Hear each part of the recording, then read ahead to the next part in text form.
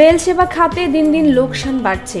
এই গণপরিবহন পরিচালনায় ব্যয়ের পরিমাণ বাড়লেও আয় বাড়েনি, বরং আয়ের তুলনায় ব্যয় আড়াই গুণ। শিডিউল বিপর্যয় যেন নিত্য ঘটনা হয়ে দাঁড়িয়েছে ট্রেনে। নিয়মিত ট্রেন লাইনচ্যুত হচ্ছে, বিলম্বের কারণে ভোগান্তি যেন সঙ্গী হয়েছে যাত্রীদের। নানা ভোগান্তির কথা চিন্তা করে অনেকেই মুখ ফিরিয়ে নিয়েছেন রেল থেকে।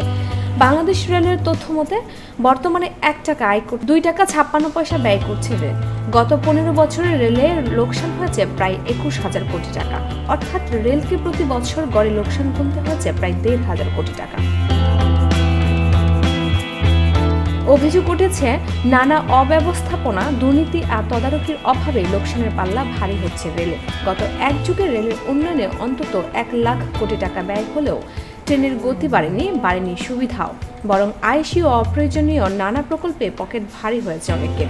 বিশেষজ্ঞরা বলছেন, দুর্নীতি প্রতিরোধ করে যথাযথভাবে মনিটরিং করা হলে ট্রেনের টিকিট বিক্রি, জরিমানায় স্বচ্ছতা না গেলে লাভ জড়ো করা সম্ভব। বাংলাদেশ রেলের গত বছরের 6 মাসের জুলাই থেকে ডিসেম্বর পর্যন্ত আয়ের পরিসংখ্যান থেকে দেখা গেছে, যাত্রী পরিবহন, মালামাল পরিবহন, পার্সেল সহ বিভিন্ন মাধ্যমে রেলওয়ে আয় করেছে 835 কোটি 74 লাখ টাকা। আর এই 6 মাসে রেলের পরিচালন ব্যয় হয়েছে 2,148 কোটি টাকা। 6 মাসে রেলওয়ের অপারেটিং রেশিও ছিল 2 টাকা 56 পয়সা, অর্থাৎ এ সময় 1 টাকা আয় করতে বাংলাদেশ রেলওয়ে ব্যয় করেছে 2 টাকা 56 পয়সা। 1 টাকা আয় করতে রেলের দ্বিগুণের বেশি ব্যয় করেন ধারাবাহিকতা চলছে অনেক বছর ধরেই। বাংলাদেশ রেলের সর্বশেষ প্রকাশিত ইনফরমেশন মিরর 2022 থেকে দেখা গেছে, ওই বছর 1 টাকা আয় করতে রেলকে ব্যয় করতে হয়েছে 2 টাকা 90 পয়সার বেশি।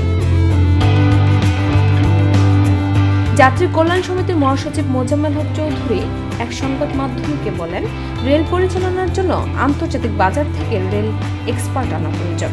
কারণ এই খাতে শীর্ষ পর্যায়ে যেসব কর্মকর্তা রয়েছেন তারা নিজেদের স্বার্থ নিয়ে ব্যস্ত, আর মাঠ পর্যায়ে যারা রয়েছেন তারা দুর্নীতি আর ধান্দাবাজিতে ব্যস্ত। অর্থাৎ রেল নিয়ে তাদের ভাবার সময় নেই। সবাই মিলে রেলকে লোকসানী প্রতিষ্ঠানের দিকে ঠেলে দিচ্ছেন। তিনি বলেন, রেলওয়েতে যাত্রী সেবা না বাড়িয়ে রেলের দফায় দফায় ভাড়া বাড়ানো হয়েছে। রেলওয়ে এখন চলছে উল্টো নীতিতে। সরকারের চাওয়া পাওয়ার প্রতিফলন করতে বারবার ব্যর্থ হয়েছেন রেলের দায়িত্বপ্রাপ্তরা। যাত্রী সাধারণের অভিযোগ, বিনা টিকিটে যাত্রা ঠেকাতে রেলওয়ে কর্তৃপক্ষের তেমন কোনো কার্যকর উদ্যোগ লক্ষ্য করা যায়নি। বিনা টিকিটে যাত্রা ঠেকানো গেলে মাসে অন্তত 100 কোটি টাকা আয় বাড়ত বলে অভিমত বিশেষজ্ঞদের। রিপোর্ট